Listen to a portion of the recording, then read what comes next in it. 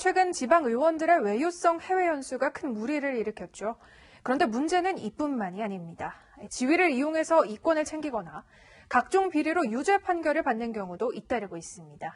감시받지 않는 권력 지방의회의 실태를 최주연 기자가 취재했습니다.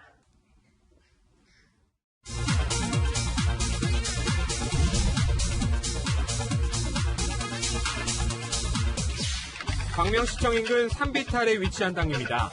3,000제곱미터 규모로 7층짜리 아파트가 들어설 뉴타운 부지입니다. 지금 뉴타운 확정돼서 지금 뭐 1, 2년 사이에 여기 꽃배기는 올랐다 뭐 이런. 허름한 겉모습과 달리 알짜배기인 이 땅의 주인은 현직 광명시의원의 가족들입니다. 시의원 가족이 매입한 것으로 알려진 토지입니다. 보시는 것처럼 원래는 건물이 있던 자리인데 건물은 사라지고 녹색 풀만 무성하게 자라고 있는 상황인데요. 가까이 들어가 보려고 해도 철조망이 있어서 들어가 볼 수 없는 상황입니다. 이 지역 일대는 지금 재난위험시설 등급을 받은 상황이어서 일부 주민을 제외하고는 대부분 대피한 상황입니다.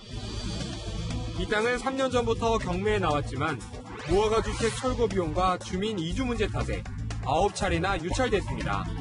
그런데 광명시는 지난해 1월 시 예산으로 철거 비용을 부담키로 했고 불과 2달 뒤 경매가 다시 진행됐습니다.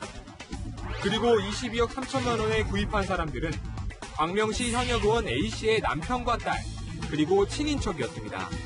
현재 이 땅의 공시지가는 46억여 원, 무려 24억 원이나 싸게 매입한 겁니다. 꽤 오래전부터 그 경매가 나와 있으면 계속 유찰을 했던 건데 이제 최근에 게시편을 하고 그 직후에 또 이거 매입을 했다는 거는 시의원이 안 했으면 그걸 할 수 있고 그걸 할 수 있을까요? 없다고 보는데요. 시비가 투입된 그 지역을 시의원이 샀다는 데서는 납득하기 좀 어렵습니다.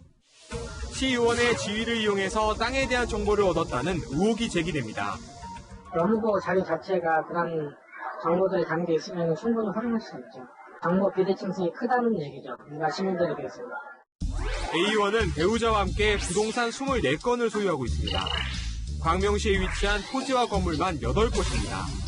1년 새 재산이 38억 원 늘어서 경기도에서 재산이 가장 많이 늘어난 고위공직자였습니다. 업무 중인 시청 직원을 불러 부동산 관련 문의를 하기도 했습니다.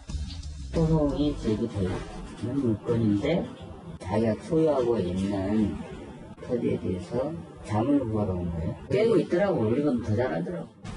직무를 이용해 재산상의 이익을 취하고 지위를 남용했다는 의혹이 제기됩니다. 취재진은 A 의원과 접촉을 시도했습니다. 제가 지금 허가 중이라.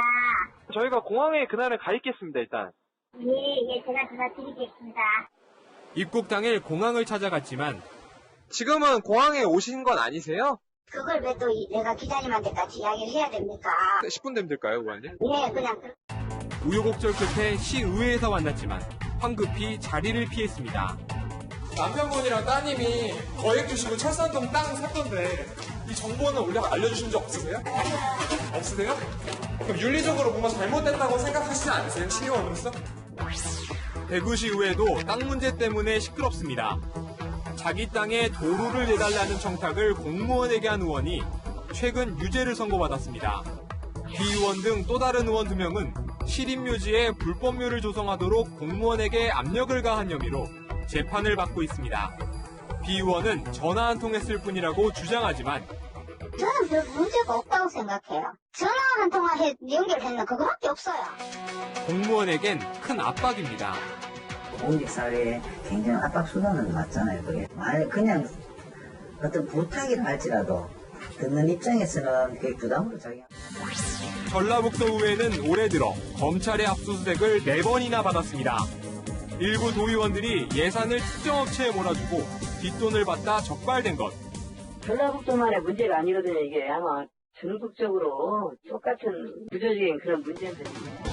이처럼 지방의회 비리가 끊이지 않고 있지만 자정 기능을 상실한 지 오래입니다.